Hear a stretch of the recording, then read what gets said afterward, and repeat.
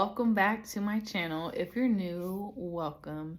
You have found a aligned tribe. So today I want to speak on what does it mean to live as a holistic being. And I would love for you to comment down below when you hear the word holistic, what do you think of? What does that mean to you? Like, let me know. That's the one thing I will ask of you. Outside of like, comment, and subscribe. You know how that goes on the YouTube channel. But seriously, as a holistic practitioner, I believe that it is my duty to bring individuals into awareness of what does it mean to be holistic when you approach yourself as a holistic being, which is simply as a whole being. So seeing yourself, considering yourself, and perceiving yourself in your wholeness. And when I consider your wholeness is your mind, your body, your soul, your spirit, and even your emotional body. So let's break down each aspect, right? So first we have the mind. Clearly your mind is your brain.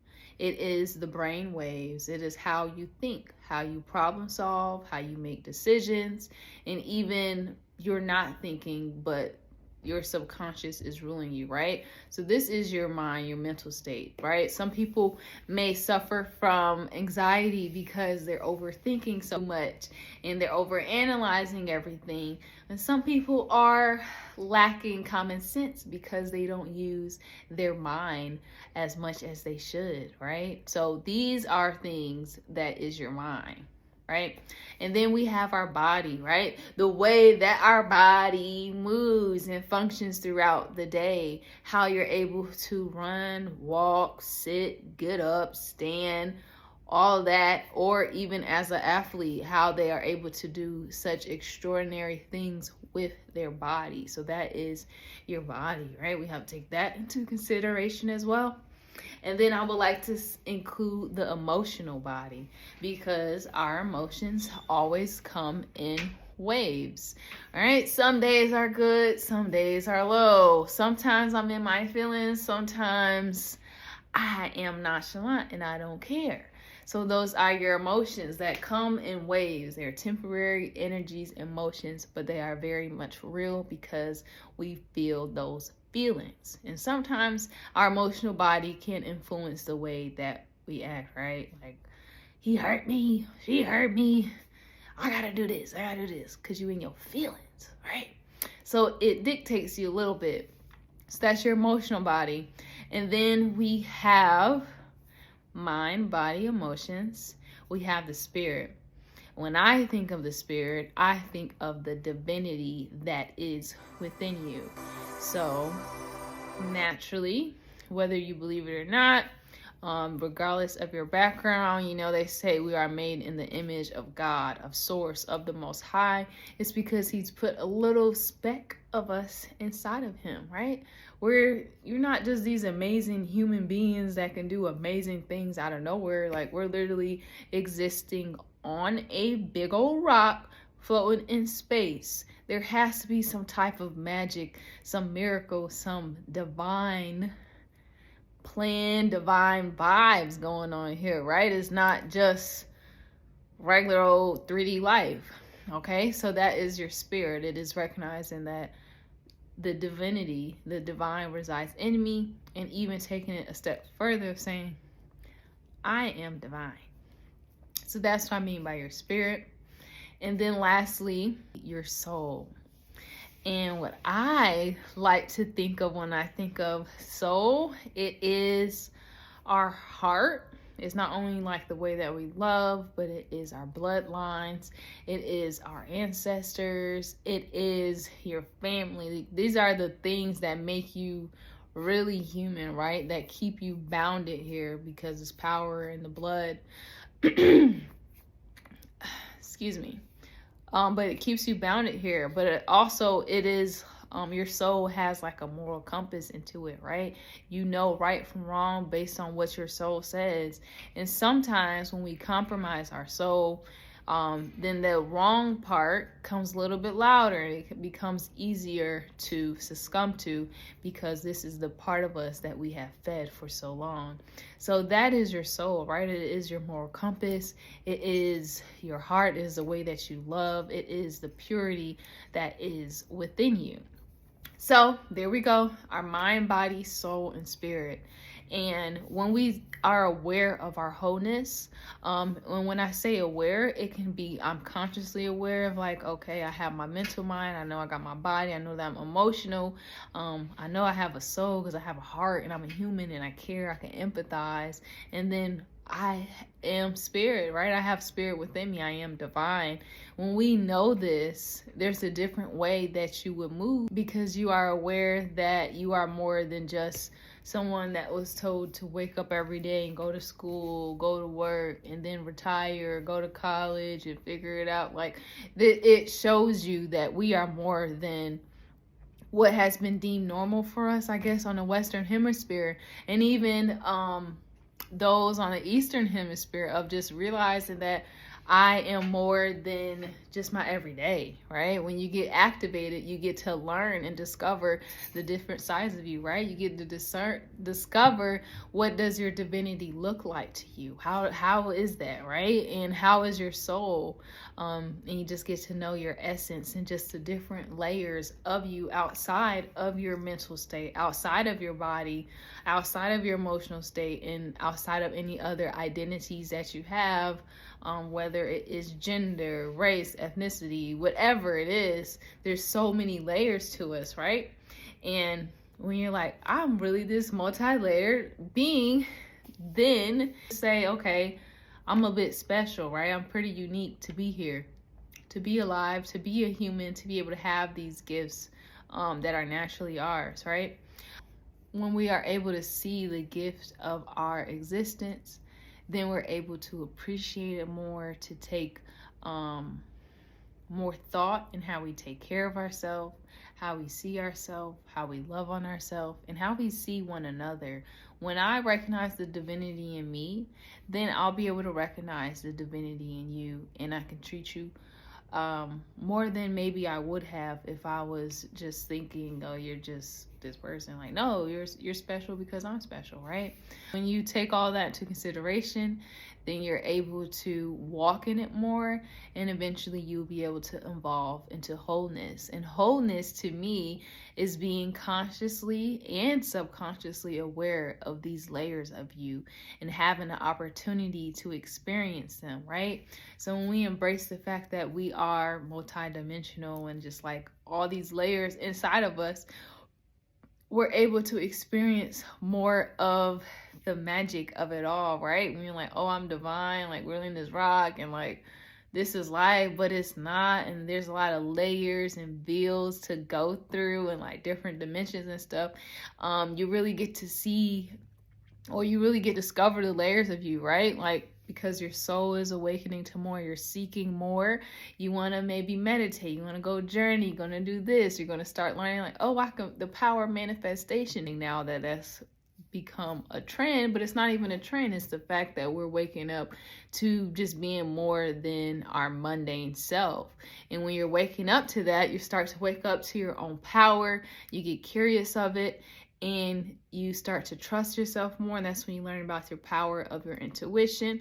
You know, we already know that we have the mother's intuition, and like I had a gut feeling, I already knew. That is just a sense of us that we have, right? One of our 6 senses that we have agreed on in this mundane world. But as we continue to ascend into a different world, right? As the new world is being birthed, we're able to see the magic of it all as well, right? And when we are able to see the magic of it all, we're able to embrace it more because we are experiencing our whole self. We are holistically living and being conscious of these different parts of us. And we may even have the opportunity and the thirst and drive to seek these different layers of us and get to know these different layers of us because we are infinite. So that being said, I also want to elaborate more on why is it important to see yourself as your whole being. Because if you are not seeing yourself as your whole being, then there's some parts of you that is being neglected, and it may manifest into a different way because it hasn't been addressed, right? It could manifest into dis-ease, depression, or whatever, because you haven't heard this part of you speak, like you haven't allowed it to hold space for it, or you haven't nurtured it, right? So even going simple as my mental, right? My mind, you're not feeding your brain, whether it's feeding it the right foods that it needs to increase cognition, so increase the way that you think, or it is feeding it material to learn, right? Feeding it like, can I learn something new? Can I not be just stuck in this same program all the time? Can I read a book? Can you read a book? Can you watch a documentary? Can you do something outside of the norm that's feeding it, right? Because it, like, when I'm aware that I have this mind that can do all these great things if I allow it to, why would I neglect it and not feed it, right? And even your body, not only working out and like stretching yourself in that way, and like maybe I want to be flexible and I want to see what my body can do this way, that way. That's my personal preference, that's my goal right there. But seeing your body that way, testing your body, pushing your body in that limit, but also realizing, wow, my body, even if I can't do nothing else, my body does so much for me. My digestive system works, like I'm breathing right now, like it's doing so much as I'm recording this in this moment in time. And I consider it as a temple because like it's sacred, because yes, it has a spirit in it, but also just like the magnificent of the way that it functions.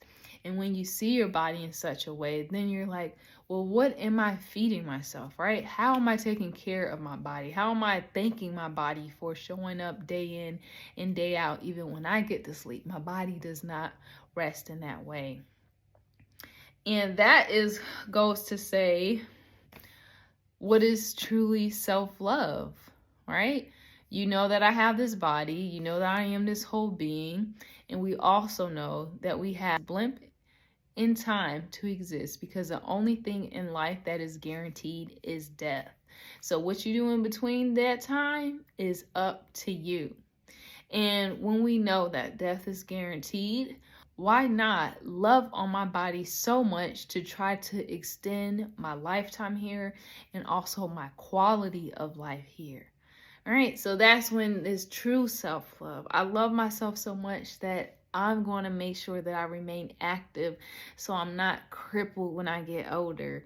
I want to make sure that I'm feeding my mind properly so I can decrease my chances of having dementia, right? Because I've fed my brain so much or whatever.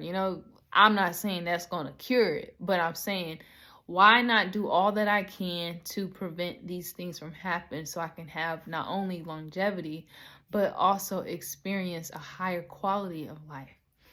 And that's where everything comes into play, right? That's all I really have to say. That's what self-love is for me, is not thinking of temporary energies, emotion, not thinking of just my emotional body. My emotional body is craving this.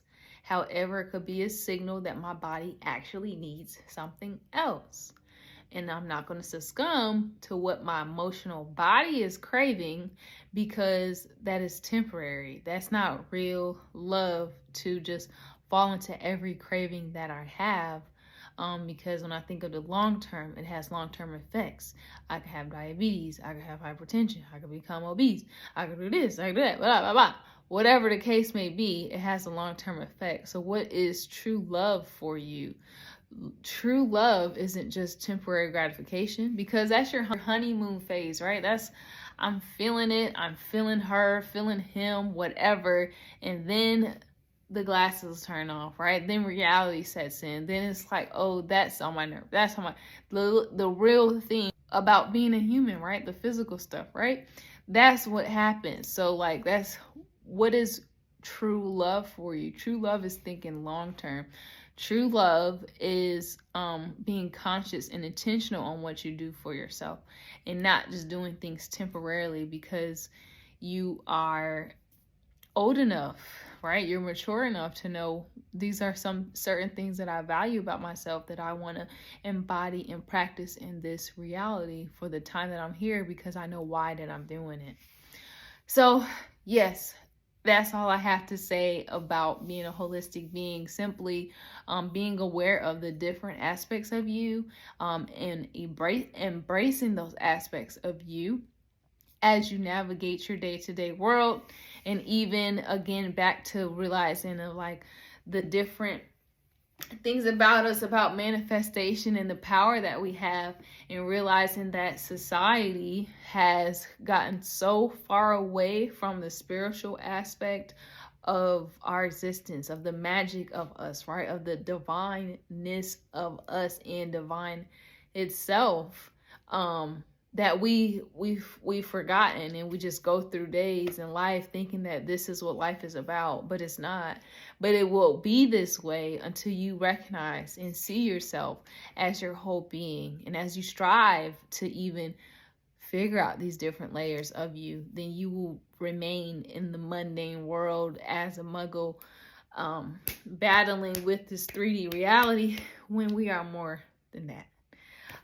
Yes. So hopefully that makes sense. Comment down below your thoughts and things, but definitely if you don't get anything else, just comment down below. What does it mean to you when you hear the word holistic? And did I explain it correctly? Okay, because I'm going to keep coming back to it all the time. And I want to make it make sense to everybody, right? So we can really start seeing us as our whole being. And we can really, truly evolve as a collective as the world shifts. So everybody has different levels of consciousness, right? Mind, body, right? Your mental space, different levels of consciousness that we're navigating. And at the end of the day, we all have to see ourselves as our whole being, so we can be grounded, so we can ascend, so we can strive for more, and move forward in alignment with our purpose, our destiny, and have that quality of life. So regardless of your level of consciousness, you have to see yourself as all of these things to truly be in your power, to truly manifest. If you are one of those people who like to be up in the clouds, I don't blame you. I enjoy it as well, but we do have a reality to live, a life to live here, and we're here for a reason and on purpose. You are alive on purpose, so let's purposefully know our whole self. All right, feel free to like, comment, subscribe, and I'll catch you on the next one.